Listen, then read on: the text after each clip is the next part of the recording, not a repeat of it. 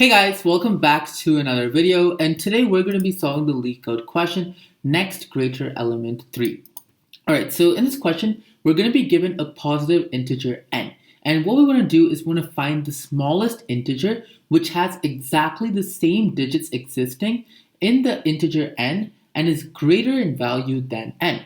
If no such positive integer exists, then return -1. Okay, so in this case, let's say we're given the number 1 and 2. So using the numbers, so in this case, the given numbers are 1 and 2. So using just those two numbers, we want to be able to see whether we can make a number which is greater than the number 12 itself. And in this case, we can. So taking the number 1 and 2, we can make the number 21. And 21 in this case is greater than n. So in that case, we are going to end up outputting it. And one more thing that you want to make sure you understand is you cannot just output any number that is greater than it. So the two conditions is that it has to be made up with the same number of digits as n. So in this case, 1 and 2. And another thing is that we want to output whatever the next greater element is. So we're just looking at the immediate next number that we can construct using the same digits, okay? So there's that, and if there's not an answer, for example, like 21, so using 21, the only other number we can come up with is going to be the number 12. So 12 is going to be less than 21, so in that case, we do not actually have a next greater element. So in this case, we output -1. Alright, so hopefully you understand the question over here, and one note that they have here is that the return integer should fit in 32-bit integer. If there is a valid answer, but it does not fit, and if it does not fit a 32-bit integer, then in that case we return -1. So this is something that we want to take care of while returning our answer. Alright, so let's try to understand how we can solve this question, and let's just go over here to do so. Okay, so let's start off with the more simple case, and the simple case is going to be where we do not have a next greater value. So do not have an answer, okay? So when we do not have an answer, we end up outputting -1. Now the question is, how do we know that we do not have an answer? Is there any sort of condition that we're looking for? And there is. So let's just kind of build up to it. So let's say we just have the number 1. Okay, so in this case, the question is, what is the next greatest value we can get? So with just one number, the only other possibility is the number itself. So in this case, 1, and the other possibility is, well, just 1. So 1 is equal to 1, so we're not going to have a next greater element. So in this case, we do not have an answer. So let's just kind of add on to this, okay? So we had 1. So now I'm going to put a 2 over here. So now the number that we have is going to be 21. So now the question is, given the number 21 over here, do we have a next greater number?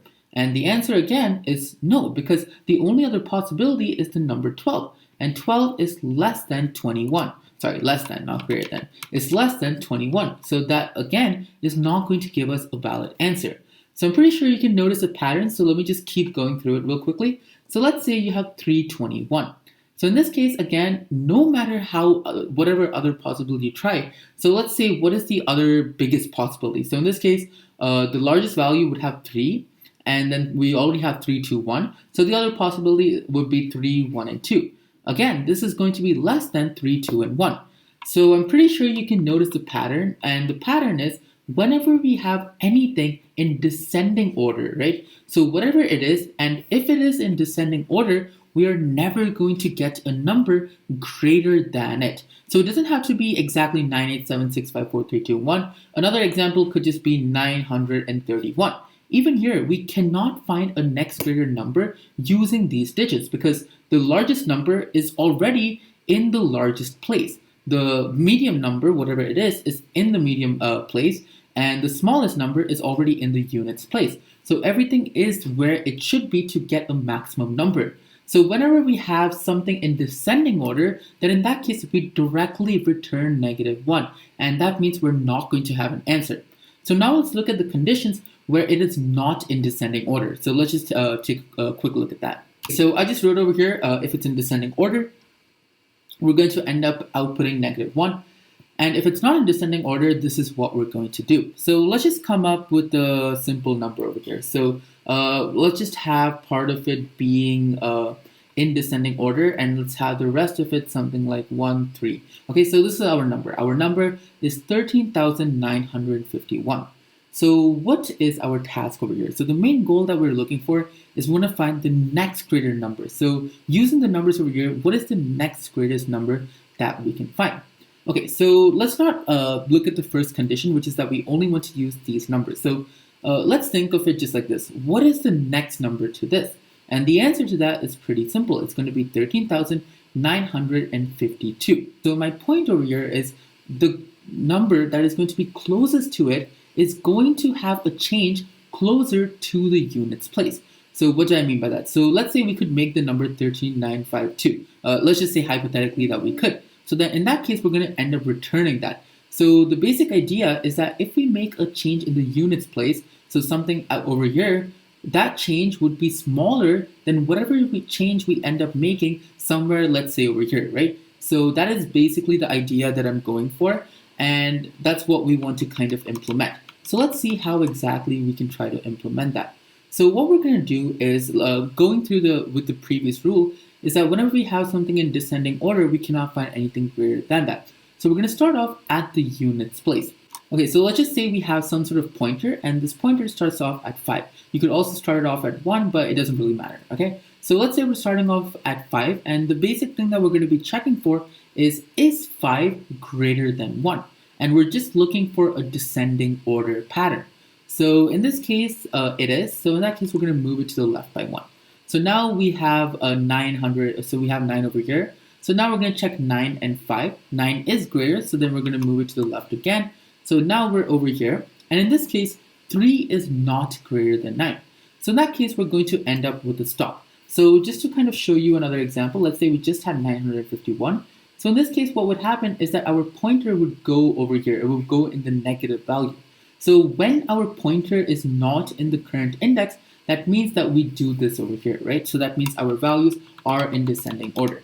Okay, but in this case, that is not what happened. So what happens is our pointer stops at the value 3. So in other words, 3 is where the descending part of our question stops, right?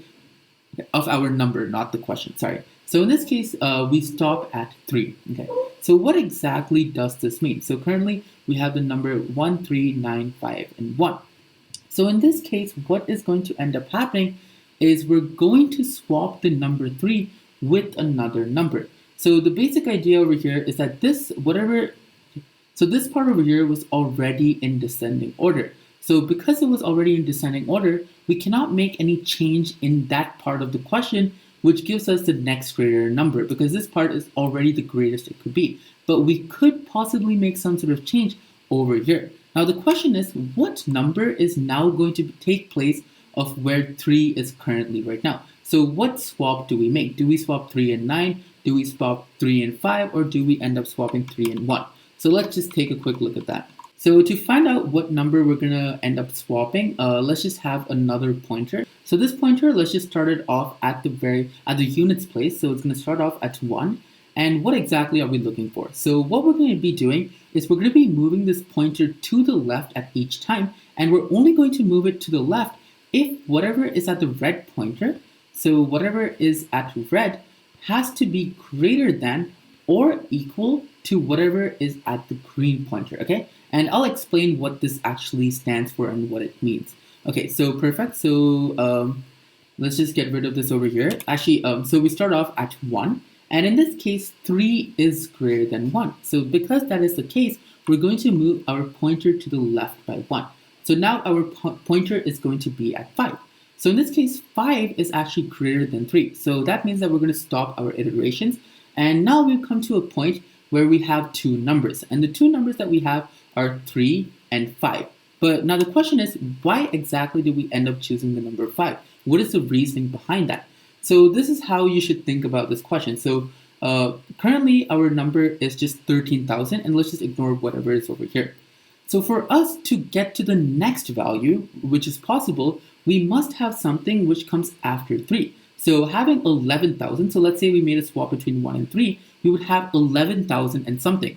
Now in this case, 11,000 and something is obviously going to be less than 13,000, right? So we just want to look for the value which is just greater than it. So in this case, that number is going to be 5.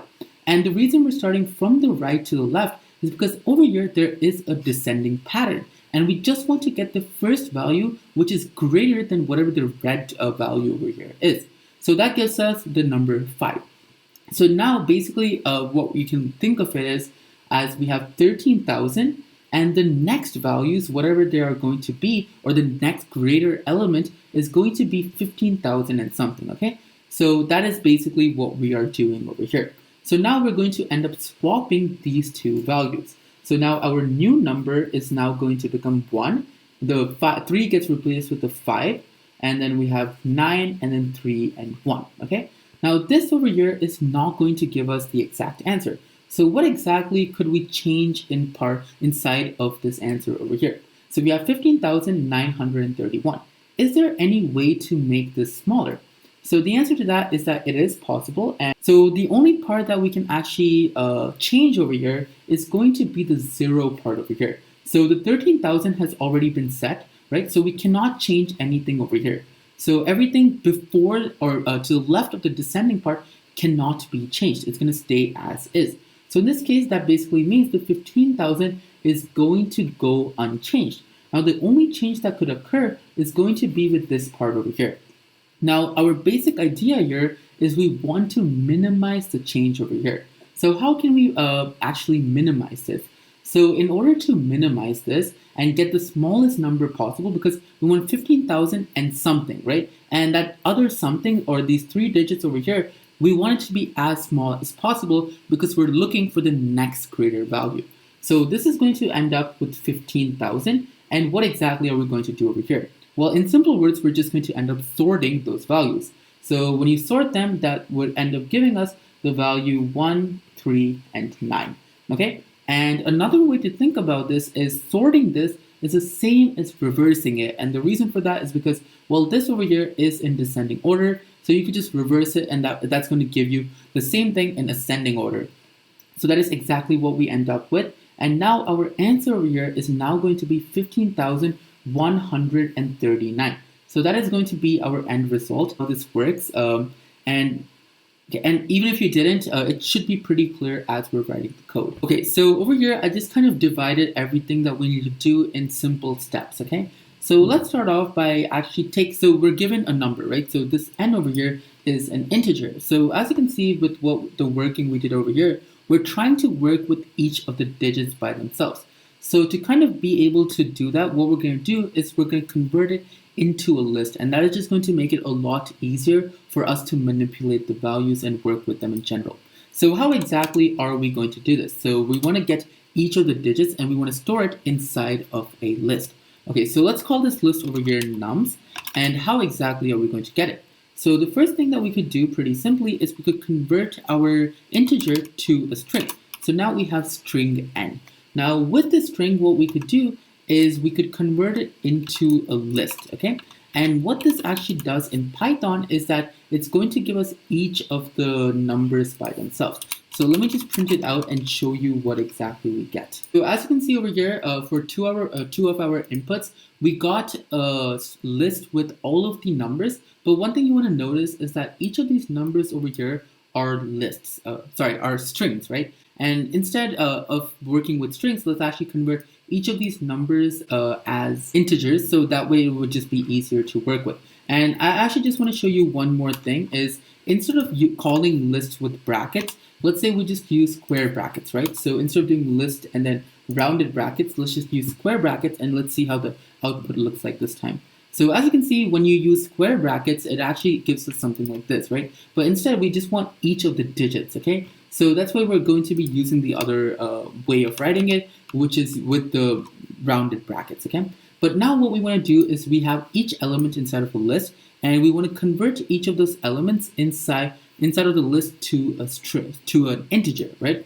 So to do that, we can use the map function, okay? So we're going to use map, and we want to convert everything to an integer. So we're going to write integer, and what do we want to convert? Well, we want to convert the string over here and closing brackets. Okay, perfect. So this over here now gives us nums, and it's going to be a list of all of the digits as an integer value. And you can see that right over here. Okay, perfect. So now let's just go through the other steps quickly. So step one over here is we're going to check whether our numbers are in descending order. So one really simple way to do this is we could just check if nums over here is equal to the same thing sorted, but in reverse. Okay, so reverse is equal to true. So in this case, if that is true, then in that case we can just directly end up returning -1. But one thing you want to realize is that this is probably not the best approach, because if it is not in descending order, then what's going to end up happening is we could just get the index of this value. So in this case, we could get the index of the number 3 with which we are going to work with later on. So let's not do this way, and instead we're going to use a while loop. So over here we're going to have an index, and the index over here, let's start it off at the length of nums -2. Now you could do length of nums -1. So by starting it off at -2, we're going to start it off at 5. Okay, or another way, you could start it off at 1, but in this case, we're starting it off at that 5 value over there. So over here, we're going to go inside of our while loop, and the condition that we're going to be looking for is that nums and then index, so index is what we're currently on, has to be greater than or equal to the value to the right of it. And the value to the right of it is nothing else but index plus 1. So this is the condition that we're looking for in our while loop. And each time what we're going to be doing is we're going to be decreasing our index by 1. Now over here, one more thing that you want to kind of look for is what happens if we go outside of our index. So we want to control that. So our index over here has to be greater than or equal to the number 0. Okay, so that's another condition that we're looking for. Now, how do we know whether we are descending or not? And that's pretty simple. So if our index over here ends up going to -1, let's say we found a number that is completely descending. So in that case, what's going to end up happening, we're going to go inside of this while loop. And when we go in the while loop, the index is going to have a value of 0. And after that, by subtracting it by -1, it's now going to have a value of -1. So in other words, if the index over here is equal to -1, then in that case, we're directly just going to return the value of -1, meaning that we are not going to have the next greatest number. So that's going to be it for the first step. And now let's go on to the second step. So at the second step, we know for a fact that our index, that our value over here does contain some sort of answer. And how exactly do we get that? So for doing that, we have to use the green pointer, right? And that's going to tell us what value we want to end up switching. So let's call that value index 2. And the index 2 is going to start off at the last element. So the index of the last element is going to be nothing else but the length of nums, but -1. Okay, so now again, we're going to end up going inside of a while loop. So while, and we're going to go to nums and then index 2. And index 2 over here, whatever that value is, has to be less than or equal to nums index. Okay, so I explained the purpose of this previously. So yeah. Okay, so what are we going to do at each iteration if that is the case? Well, we're going to go to index 2 and move it to the left by 1. So minus equals to 1. Okay, perfect. So those are the two steps that we're looking for. And finally, we're at our last and final step. And this is swapping the two values. So what values are we going to end up swapping over here? Okay, so over here, we're going to go to nums, then we're going to go to index, and we want to swap that. So nums index over here is now going to have the value of nums index 2. And the same thing also occurs. So let's just copy this over. So now nums index 2 is going to have the value of nums index, okay? So nums index becomes nums index 2. Nums index 2 has the value of nums index. Pretty simple. That's the swap that we are making. And finally, the last thing over here is we want to take everything to the right of that index and end up reversing it or sorting it, right? Same thing. So basically, in this example, for example, we take 15 and we look at everything to the right of it. So that includes the numbers 931. And we know for a fact that 931 is going to be in descending order. So instead of sorting it, we could just directly reverse it, making it a lot easier. So how do we do that? And so in that case, we're going to do nums. And the only thing that we're actually concerned with is going to be index plus 1 and then semicolon. What that means is that we're only looking everything starting from index plus 1 all the way to the ending. And to this over here, we want to sort it, or in other words, reverse it, because they both do the same thing. So in this case, not in general. So reversed, And what do we want to reverse? Well, we want to reverse the same thing. So actually, let's just copy this over and put it inside over here, okay? So that's going to be it. And now finally, all we need to do is we want to end up returning whatever value we have. So for doing this, you could do it in several different ways. You could have a result which starts off at 0, and at each time you could do 0 multiplied by 10 and add the current value you have. So that's one way to do it. Or another way you could do it is you could have result be a string. And to the string, what you would do is you would iterate through each of the numbers. So for num and nums, when you iterate over them, you're going to add this value inside of our string. So res plus equals to string num. And the reason this works is because, well, when you're adding something, you're not actually doing arithmetic addition. You're just adding it onto a string, right? So when you do 2 plus 3 as a string, it's going to give us 23. It's not going to give us 5. Okay, so that's one way to do it. And the final output over here, so let's actually just convert res back. So res is now going to be equal to int res, okay? So now our result is as an integer. So the only thing left to do is return res. But one thing you do want to realize is if you go up to our note over here, which is right here, notice how it says this over here. So that is something that we want to consider. So to do that, what we're going to do is we're going to put an if condition.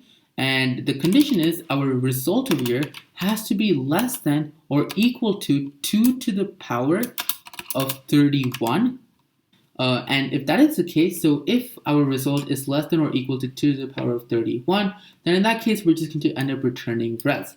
But if that is not the case, so this is not the case, then we're going to end up returning -1. So this should be it for our solution. And if you submit it, it should get accepted. So finally, thanks a lot for watching, guys. Do let me know if you have any questions. And don't forget to like and subscribe. Thank you.